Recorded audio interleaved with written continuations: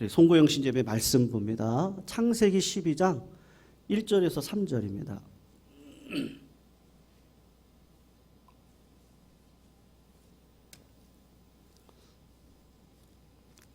창세기 12장 1절에서 3절인데요. 우리 세 구절이니까요. 우리 같이 천천히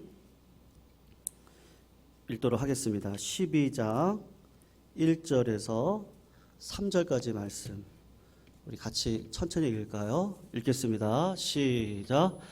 여호와께서 아브라함에게 이르시되 너는 너의 고향과 친척과 아버지의 집을 떠나 내가 내게 보여줄 땅으로 가라. 내가 너로 큰 민족을 이루고 내게 주셔서 내 이름을 창대하게 하리니 너는 복에 될지라. 너를 축복하는 자에게는 내가 복을 내리고 너를 저주하는 자에게는 내가 저주하리니 땅의 모든 족속이 너로 말미암아 복을 얻을 것이라 하신지라. 아멘. 성도님들, 성경을 이렇게 자세히 보시면요, 하나님의 본성이 있으세요.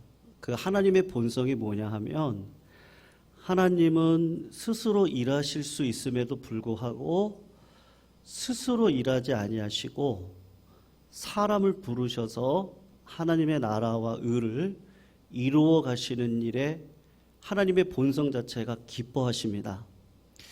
그래서 오늘 본문을 보시면 하나님께서 스스로 하나님의 나라를 이루실 수 있음에도 불구하고 아브라함을 부르셔서 원래 에덴 시절에 하나님께서 계획하셨던 그 하나님의 나라, 그 하나님의 의를 구현하기 위하여서 아브라함이라고 하는 한 사람을 부르시게 됩니다. 그것이 하나님의 열심이다라고 정의를 내릴 수 있을 것 같은데요. 여러분 한번 생각을 해보시면 좋겠어요. 왜 하나님께서는 아브라함을 부르셨을까요? 아브라함의 어떤 점이 마음에 들어서 하나님께서 하나님의 나라를 이뤄가는 일에 아브라함아, 아브라함아 그렇게 부르셔서 그를 인생의 친구, 하나님의 동역자 삼아서 하나님의 영광을 위해 쓰임받는 인생이 되게 했을까? 도대체 아브라함에게 있는 그 뭐가 있었기 때문에 하나님이 그를 쓰셨을까요? 이유는 있거든요. 여러분, 우리가 하나님께 쓰임을 받는 사람이다라고 생각할 때 쉽게 생각하면 우리는 이렇게 오해할 수 있습니다. 그 사람은 성경에 대해서 지식이 많은 사람이니까 쓰임 받을 거야. 그렇게 생각할 수 있을 것 같아요.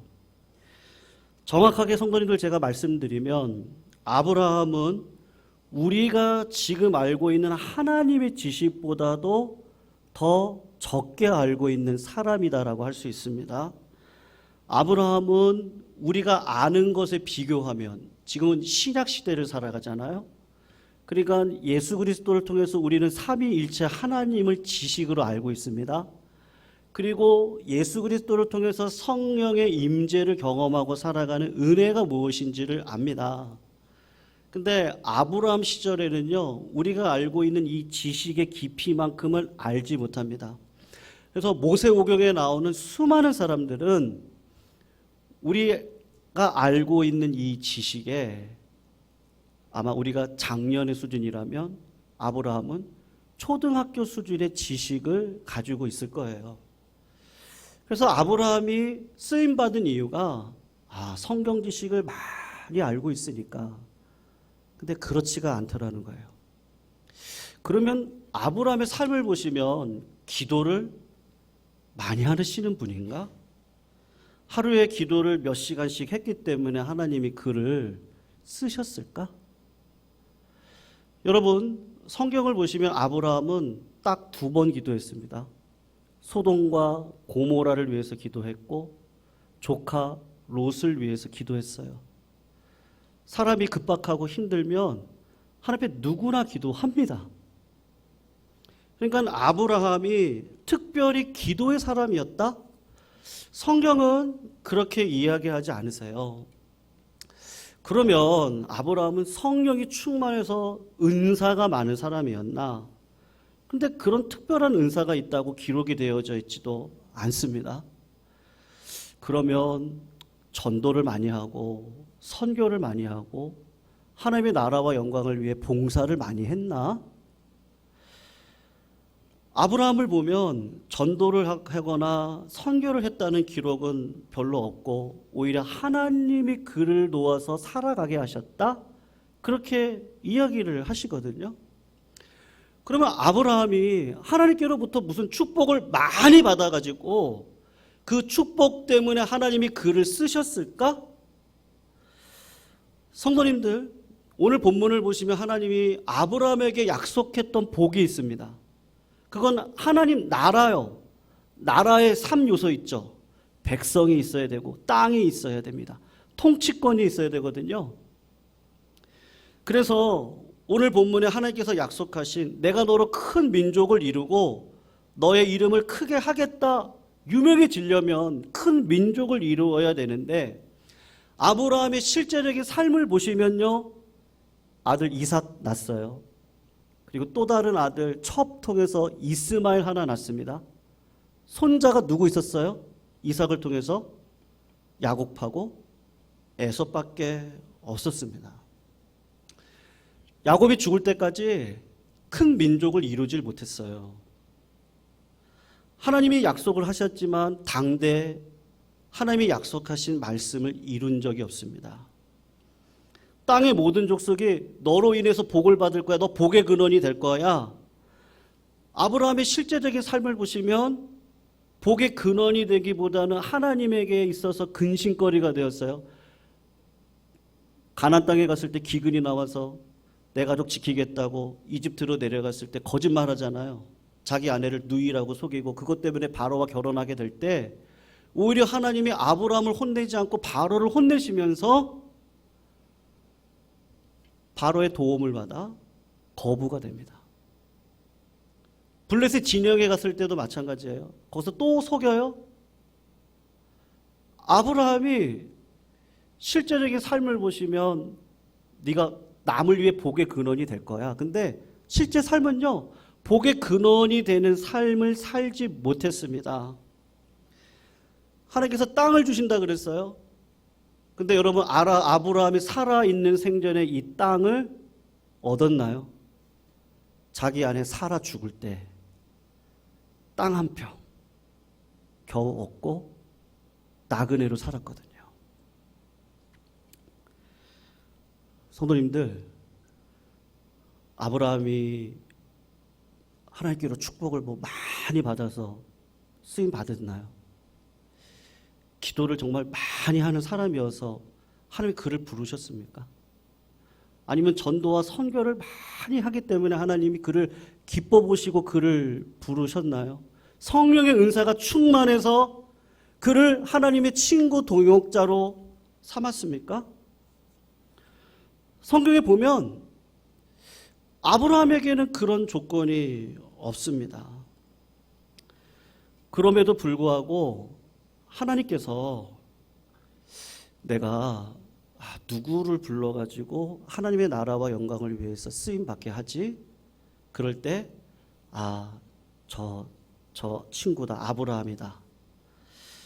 그렇게 부르셨던 그 모본을 보여주셨는데, 그렇다면 아브라함의 삶을 보면 어떤 것이 가장 두드러진 특징입니까? 이전에 살았던 사람들과 이후에 살았던 사람들하고 비교를 해봤을 때 하나님께서 쓰셨던 아브라함의 가장 큰 특징 한 가지가 있습니다. 그게 뭐냐면요, 하나님께서 하시는 말씀을 잘 들어요.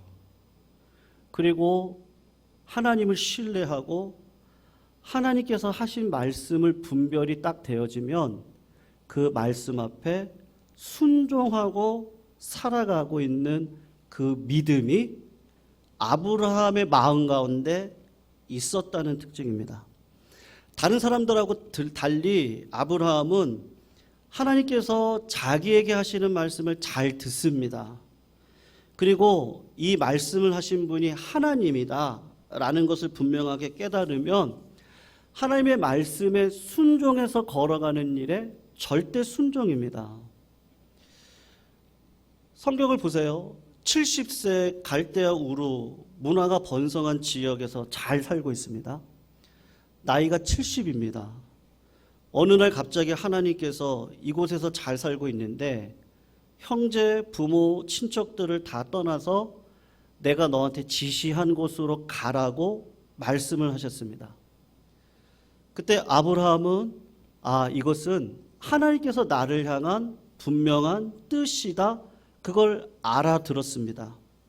그것이 의심스러우며 믿음으로 살아갈 수 없고 하나님께서 나에게 하시는 말씀을 분별하지 못하면 하나님 앞에 쓰임받을 수가 없습니다.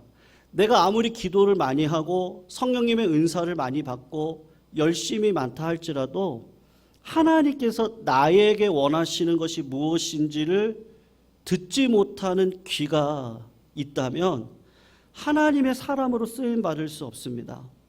근데 아브라함은요, 하나님께서 자기에게 말씀을 하실 때 지금 하나님이 나에게 말씀하시는구나. 그리고 하나님의 뜻이 이것이구나 라는 것을 분명하게 분별하고 아는 믿음의 자리에 서 있습니다. 그래서 70이라고 하는 나이에 하나님 앞에 묻는 거예요. 하나님 어디로 갑니까? 그때 하나님이 뭐라 그러세요? 일단 떠나라. 아브라함은 하나님의 말씀을 듣고 하나님의 뜻이지, 그리고 일단 떠납니다. 순종합니다. 너의 아들을 통해서 큰 민족을 이루겠다라고 약속을 받았습니다. 그래서 아들이 나왔습니다. 그리고 그 아들이 10대 중반이 되어졌습니다. 그런데 갑자기 하나님께서 또 이렇게 말씀하시는 거예요. 너의 아들을 나에게 제물로 바쳐야겠다 말씀하셨습니다. 그럴 때 이것이 하나님의 뜻인가? 하나님께서 전에 하신 말씀하고 오늘 나에게 주신 말씀이 충돌되어지는데, 지금 말씀하신 분이 하나님인데 그 말씀이 헷갈리지가 않아요.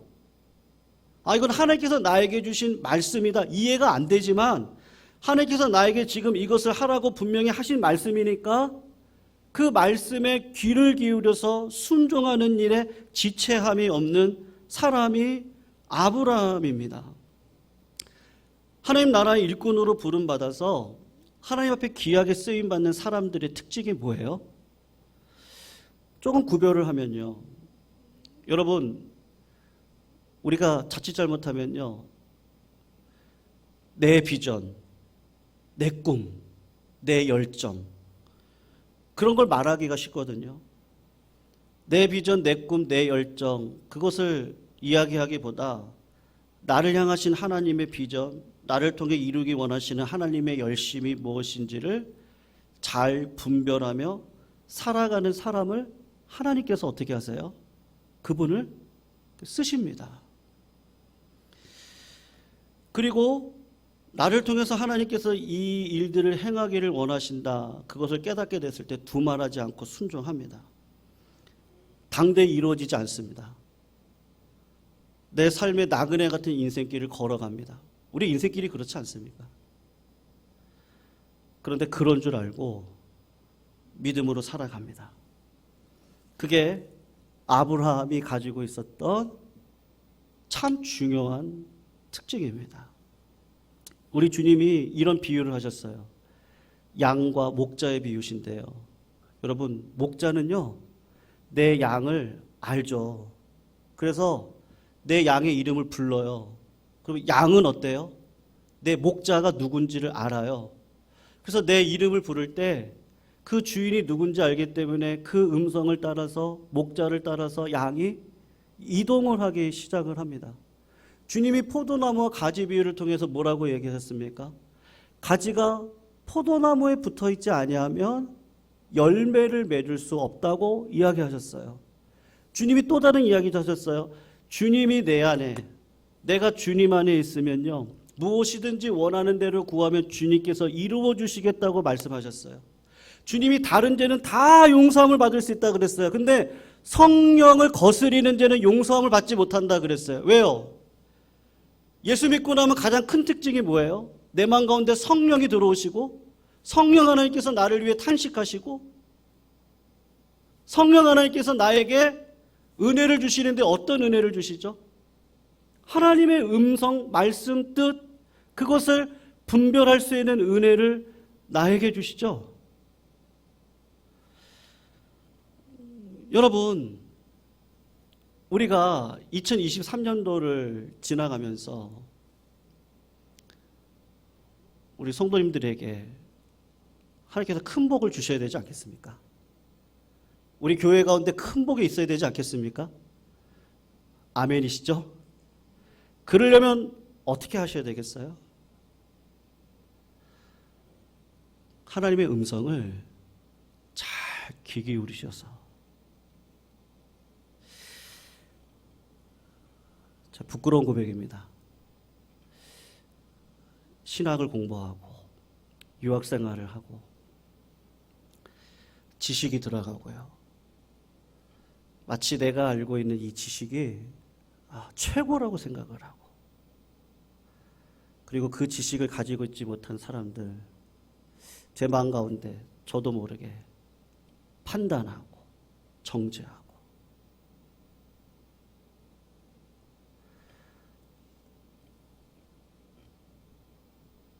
아무리 많은 지식을 가지고 있다 할지라도 사랑이 없으면요 울리는 꽹과리가 되는데요.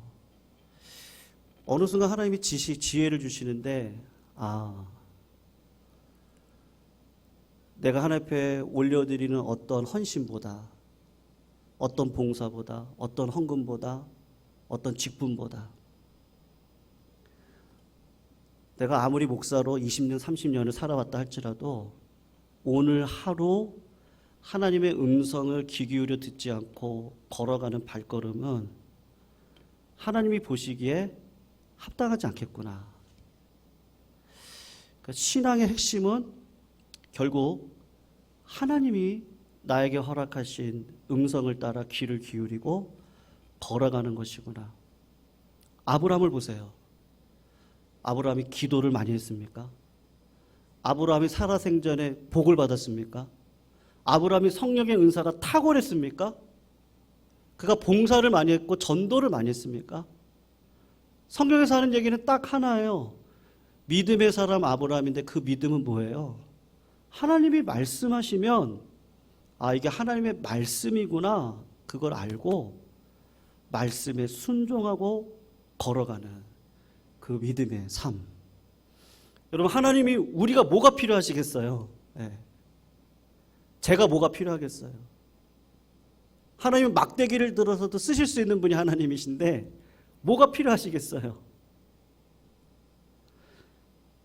역대하 16장 9절 여호와의 눈은 온 땅을 두루 감찰하사 전심으로 자기에게 향하는 자들을 위하여 능력을 베푸시나니. 성도님들 올 한 해도 하나님의 음성 들으시기를 주의 이름으로 축원합니다. 아브라함은 그의 음성을 딱 들었을 때 하나님 제가 100세예요. 제 아내를 보세요. 월경이 끝났어요. 어떻게 애를 낳습니까? 하나님이 사라를 통해서 낳는 아들이 네 다음 때를 이어갈 거야. 믿었습니다. 그럴 때 하나님은 역사하시는 거죠. 성도님들 2023년도 우리가 행복해야 되지 않겠어요? 행복한 교회, 행복한 가정, 행복한 성도님들이 되셔야 되지 않겠습니까? 그건 다른 것이 아닙니다. 그냥 오늘 하나님께서 나에게 들려주시는 말씀이 있고 음성이 있고 비전만 있으면요 여러분 고난도 뛰어넘고 이겨갈 수 있습니다. 문제는 뭐예요? 내 마음 가운데 확신이 없으니까요. 내 마음 가운데 주님의 음성이 안 들려지니까 흔들리는 거죠. 하나님의 음성이 들려지고 뜻만 알면 고난도 두렵지 않아요. 비바람도 무섭지 않아요. 성령의 바람 따라 믿음으로 살아가는 일에 부족함이 없도록 하나님이 나를 이끌어 가실 것을 알기 때문에 오늘도 그 능력 가운데 살아갈 수 있도록 아버지 하나님께서 나를 이끌어 주실 줄로 믿습니다. 성도님들, 2023년도 하나님의 음성을 듣는 자리, 말씀과 예배와 기도의 자리에 늘 서시기를 축원합니다. 그리고 주님의 음성 듣고 주님의 음성 따라 승리하시는 믿음의 백성들 다 되시기를 축원합니다. 그래서 결국은 하나님께서 원하시는 그 행복, 진짜 그 행복을 누리실 수 있는 우리 모든 성도님들 다 되시기를 축원하고 부탁드리겠습니다.